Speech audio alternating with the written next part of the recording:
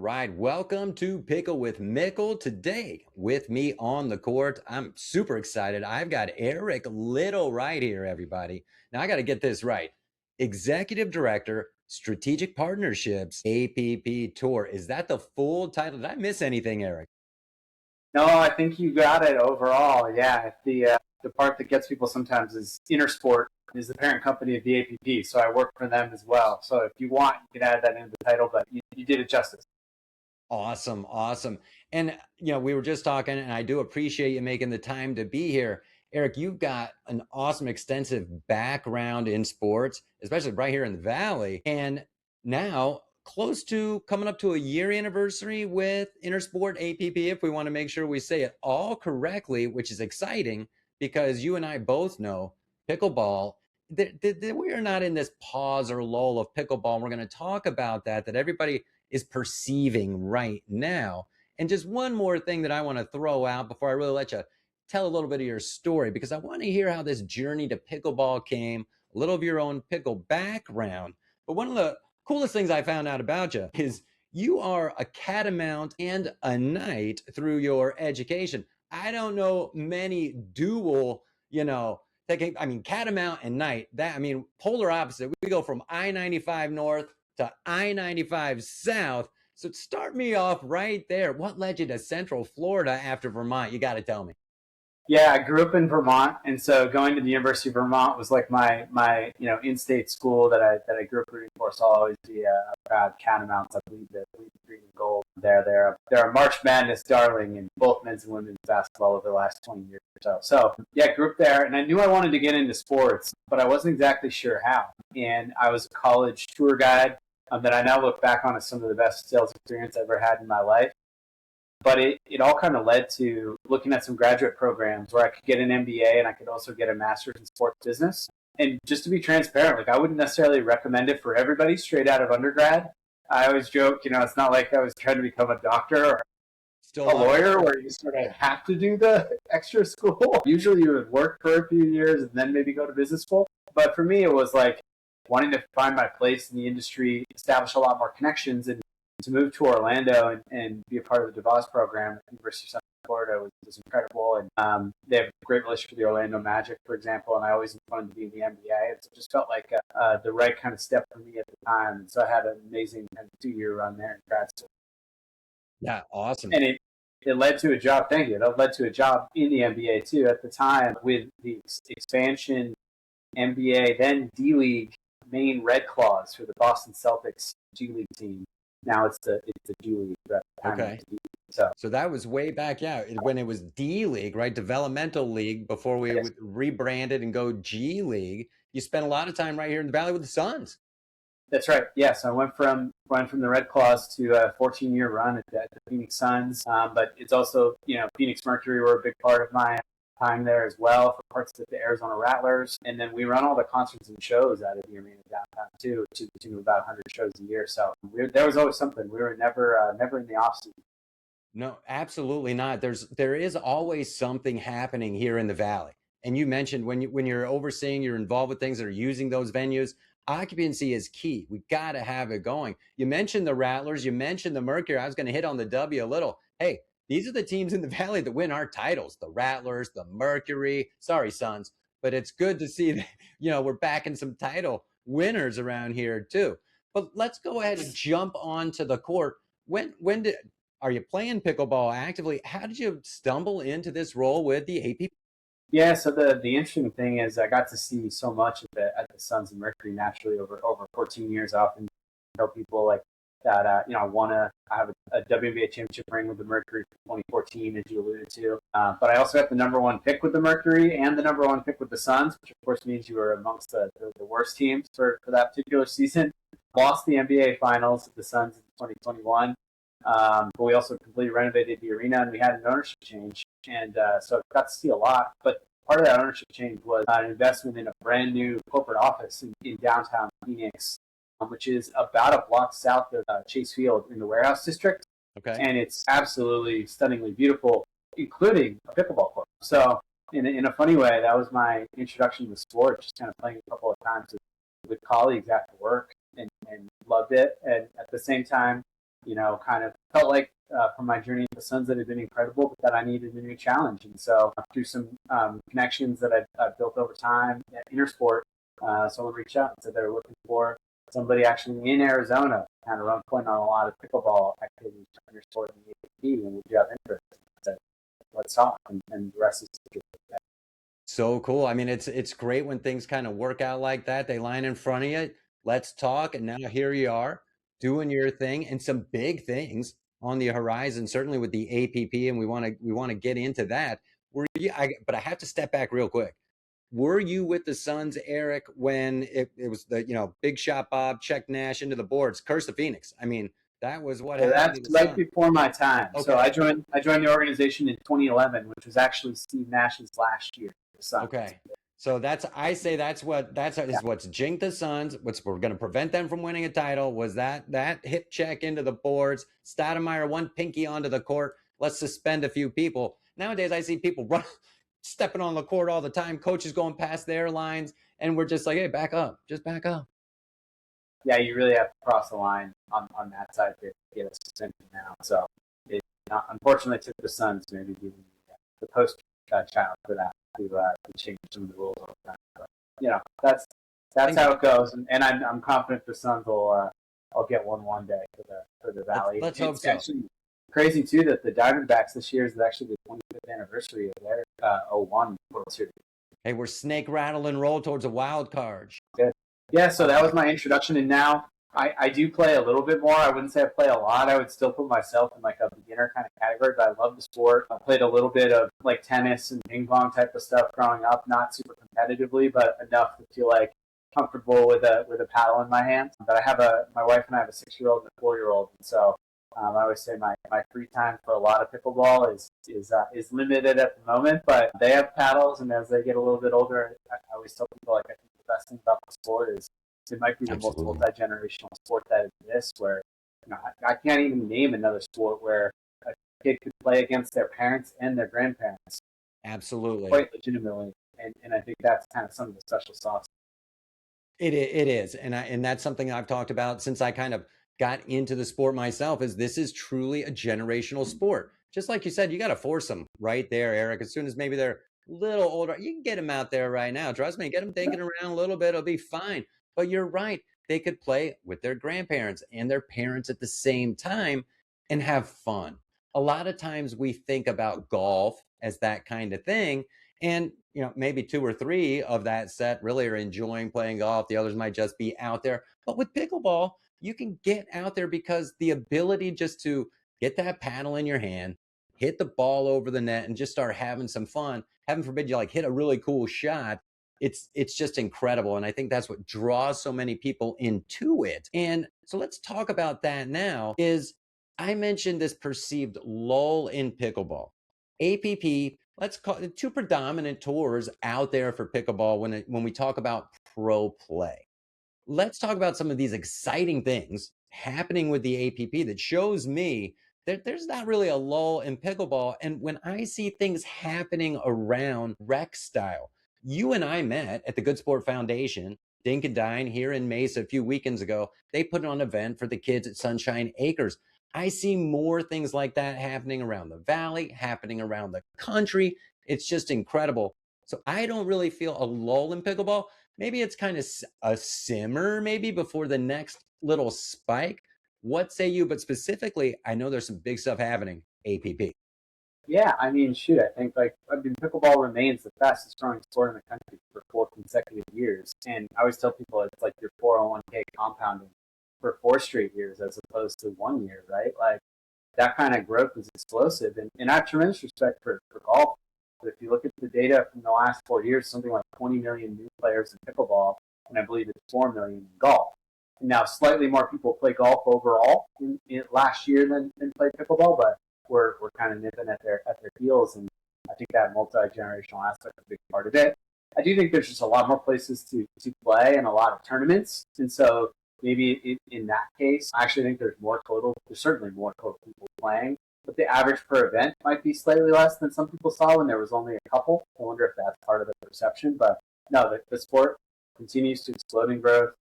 Just earlier this week, I had a meeting at a relatively new office building called The Grove, 44th Street in Camelback, and they had the foresight to put a court on the roof for their tenants. And I've found many offices in the Phoenix area alone that feature a court like that for their employees. And so sport's not going anywhere. It's on a rocket trajectory. Absolutely. I saw that post on socials with the court up there on the rooftop. And I mean, how do we get up there? I mean, do we get to play? Do you know two people that can get me and you up there? And then, we'll do a follow-up interview from the rooftop court. That would be cool. And I played on a rooftop public court setting over in California, which blew me away.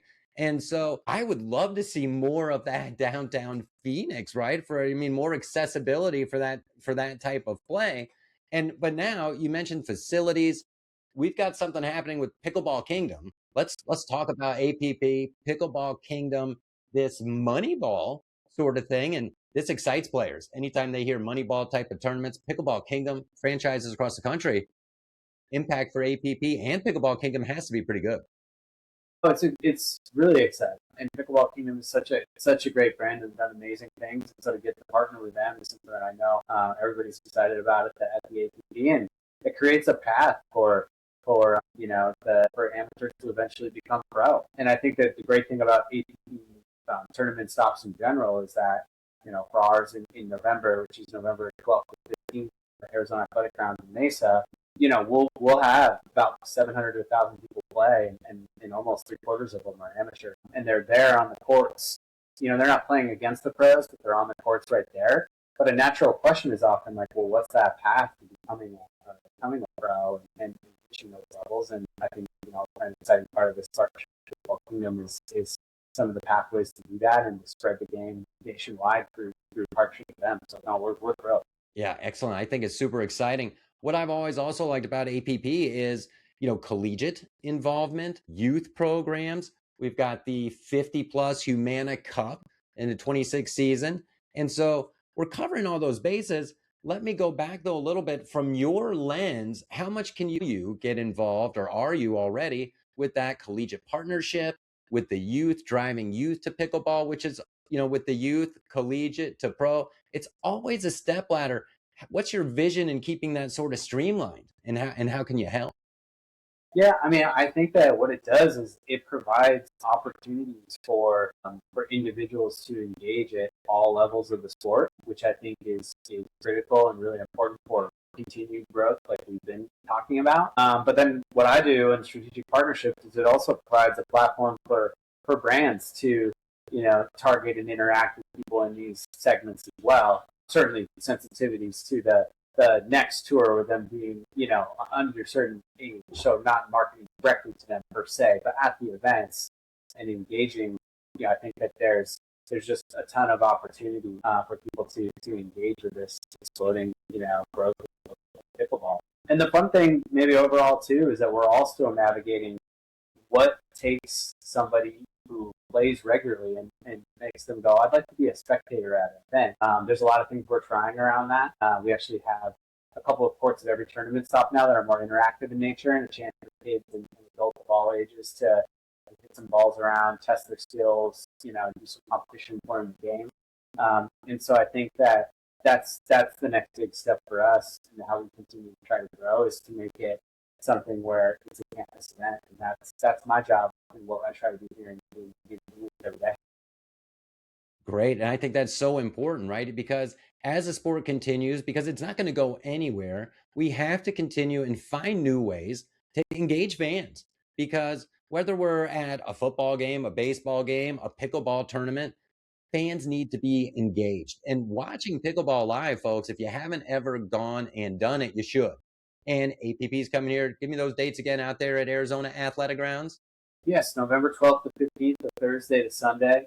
Beautiful venue at Arizona Athletic Grounds. And, perhaps another example of what we've been talking about is that we're going to be leaning in heavily and paying tribute to the military over the 4 days. November 11th is obviously Veterans Day every year, and right there before the beginning of our tournament. And I just felt like there was a chance to that welcoming nature of the sport, the multi-generational aspect that we talked about, that I think it could be a tool to really engage for active service members, for veterans, and certainly their families. And so, we're planning to pay tribute across the 4 days. We're partnered with a nonprofit called Vet Tips, Okay. TIX, that provides complimentary tickets to military veterans and active service members through their platform to really concerts and sporting events nationwide. We're using them in the ATP tour all year long, and certainly very heavily for this time of Phoenix. And that brings two communities together, potentially a pickleball community and a military community, and looks to pay tribute and continue to grow the sport and bring the people to it. Absolutely. I think that is so great too. Another cross section to bring into the Pickleverse, right? And, supporting, recognizing the military. Thanks everyone who served for their service on Veterans Day. My father was a career naval officer. And so seeing again, more ways that pickleball affects people. I always call it the great connector. And from, what we saw down there at Dinking Around with the kids just having a great time, from what we're seeing in some of these initiatives through APP Tour, it can only continue to grow here in our country. What if you can maybe speak to some of your international, right, expansion ideas? I know there's APP Asia Tour, correct? And what's on the horizon in that? Yeah, lots of things. And I think that, the hope for probably everybody in the sport long term is that pickleball becomes an Olympic sport. And Yes. Another platform, an incredible platform, from there to continue to spread the game, globally. And you look at for the 2028 Olympics, sports like flag football and lacrosse actually is coming back to the Olympics for the first time, I believe, since 1908. And so these sports are getting a chance to leverage that platform for growth. I think that's part of the long-term trajectory for pickleball, certainly. And we have an Asian tour that is just had some incredible events, some of the best turnouts we've seen. We just had an event in the UK recently and some other events across Europe. We'll continue to partner, everywhere, and actually have a coordinated international schedule even. Make it so that I think one of the, aspects of the APP for a lot of the pros that is appealing is that, you provide that platform to go international, to spread your brand, to see the world, those kind of things, and we take partners along with you. For sure. And, unlimited ideas for expansion, unlimited ways the sport can continue to grow. As you mentioned here with Eric Little, Executive Director, Strategic Partnerships, APP Tour, spending some time on the court with me, Pickle with Mickle style. And we're talking about a lot of things. Now, you open the can on Olympic pickleball. So let's pause there for a minute because we certainly have global participation for Olympic pickleball. We will not have Olympic pickleball in LA. Can we get it 4 years later? And from what I garner from kind of being, in the kiddie pool of the Pickleverse here, right? A small time pickle influencer, we've got to find one organization that can get itself to the forefront to the IOC that pickleball will be recognized. And we've got a few that are still competing to be that entity. And so what I always like to say as a general announcement is like, hey, let's get together and make this thing happen. And I don't know if it's as simple as some egos stepping down and helping one true voice be heard. But that's my understanding is the Olympic Committee just wants one federation. We've got a couple people that still want to be the lead dog. Yeah, it's not my area of expertise, to be honest. I've heard similar rumblings out there, but I'm also confident that there's just so much potential and what a platform that you just feel like that, we'll find a way. If we're able to get lacrosse back in, and I love lacrosse, a lot of my friends played lax. I grew up on the East Coast, and we had breakdancing. We got to get pickleball. If Padel beats pickleball to the Olympics, something's up. They got to be under the same umbrella. Right. I can't. I mean, I'm in. My vote's a yes. Let's do it. Have you played Padel? Have you ever played that? I have not. I've watched it. It's fascinating. Haven't played it. My understanding is massive in Europe, and that it's starting to see in the US. Making its headway here for sure in Arizona. I see, pickleball and Padel places slashing up. Pure pickleball is going to be huge when they finish eventually. Right down from me in Mesa, a little Padel place opened up like right off of Main Street down there. I couldn't believe it. No, look, I think like for me, I just look at it as like there's room for everybody, right? Like I'm obviously biased and very preferential toward pickleball, but I think just more people being active and swinging a racket / paddle is good for everyone. And in your role too, I mentioned earlier, and most people are aware of APP, PPA. We see players playing on both tours, right? As the rules permit, they can. And a lot of times people will like to say, well, APP is kind of, this tour, and then, the better pros will play over here. Look, I know for a fact, I've seen a lot of players that play on APP a lot. There is big talent in your tour. So let's make sure, folks, if you see APP on TV, and guess what? You can take a look. The talent level is incredible. And if it's coming to a town near you, i.e., November, right here in the valley out there at AAG, get out there and check it out. It's going to be awesome because I do think pickleball is not going anywhere. And if anything, another resurgence. I love the collegiate aspect of APP. And I think that's a big area that can really help not only with professional growth back to the rec game too. These kids are in college. They're going to get their buddies out on the court. And I think it can spread even more. Yeah, no, I couldn't agree more. I think what's interesting too is that like last year we had a APP qualifier for the West region out here in Phoenix, and so I got to watch some matches. And what I could tell you is that the interesting thing is, and the pro game, to your point, is incredible. The APP pros are amongst the best in the world, and to watch them play is truly another level. But I also think that largely people cheer for good points, and they get rowdy, but they're cheering for some great plays, which is awesome. The interesting thing about collegiate, and I think even high school, which I also know is starting to grow quite a bit in Arizona. Yes. Through the efforts of Cure and others, that the interesting thing is like there's rooting interest there, right? Like there was literally a GCU and ASU match event that I went to, and so like if you live here, you probably have some kind of rooting one way or the other, and so it's just a different atmosphere. It's a little rowdy, and that team aspect of it, I think it just adds another dimension, and it's a lot of fun. And I know I personally took a tour out at GCU earlier this year, and they told me they've now built 16 pickleball courts on campus. That's awesome. And it just and they don't think it's going to stop. So yeah, they're good too. GCU's good right. Pickle out there. Yes, that's right.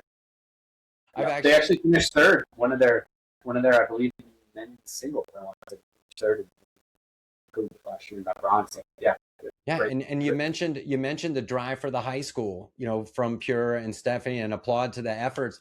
And you're going to see that around the country too. And we'll start to have, and this is where I think is so great, because I truly believe for kids who are playing sports, and some numbers say not as many kids are playing sports as much as they should be. Well, here's pickleball.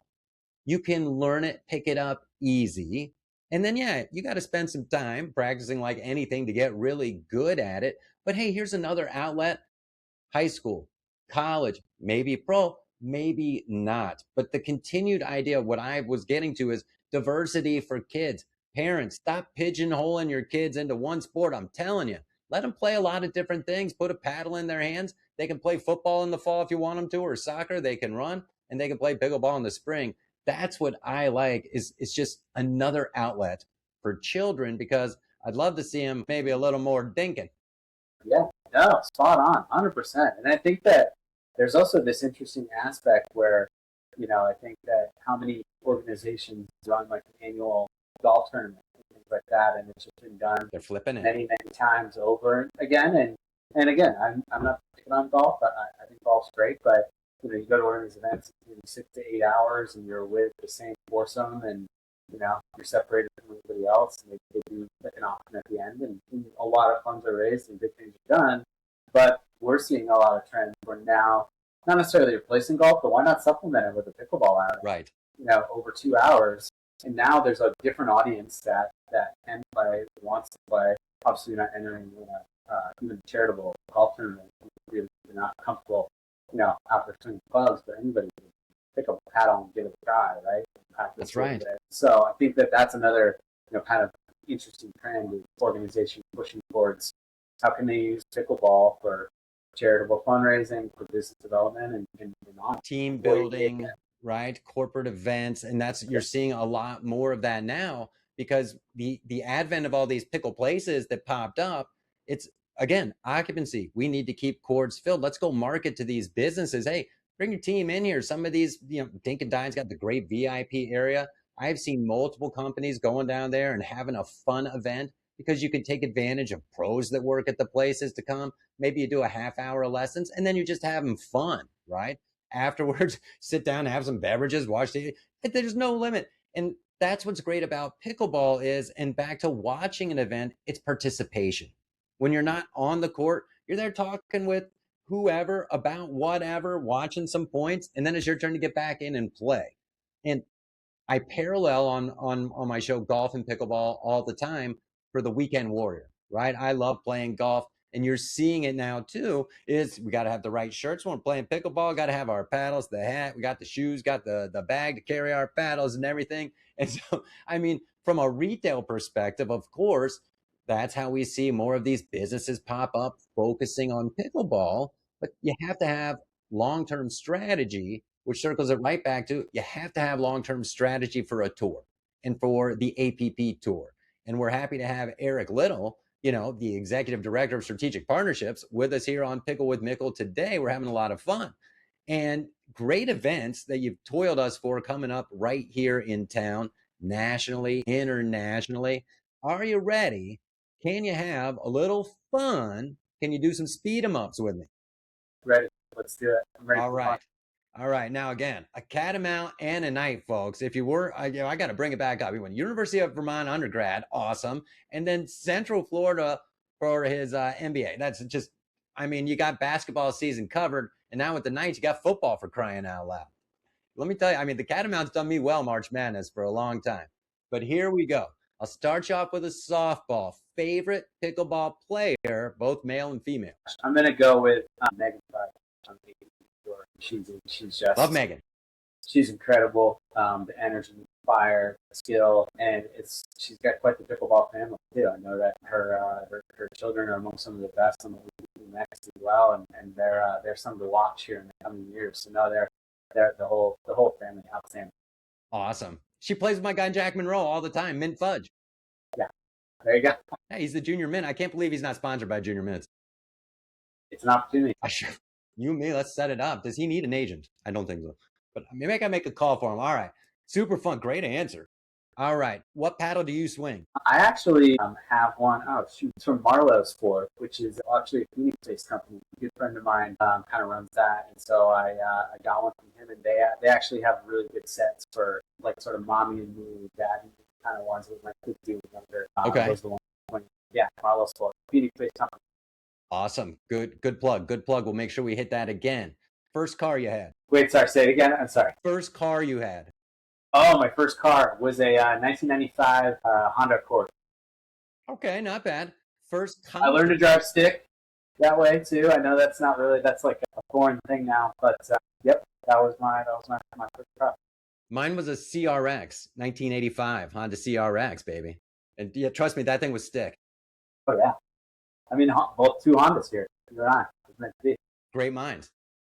First concert you attended?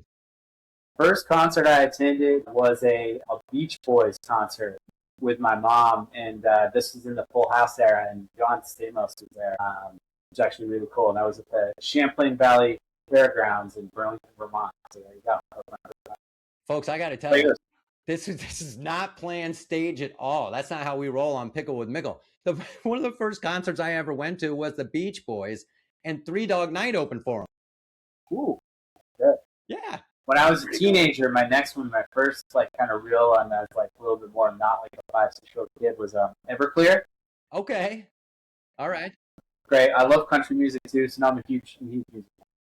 Saw Aerosmith, and you know who opened for Aerosmith? Guns N' Roses. Oh yeah. And then when I saw the Grateful Dead at RFK Stadium in DC, you know who opened for them?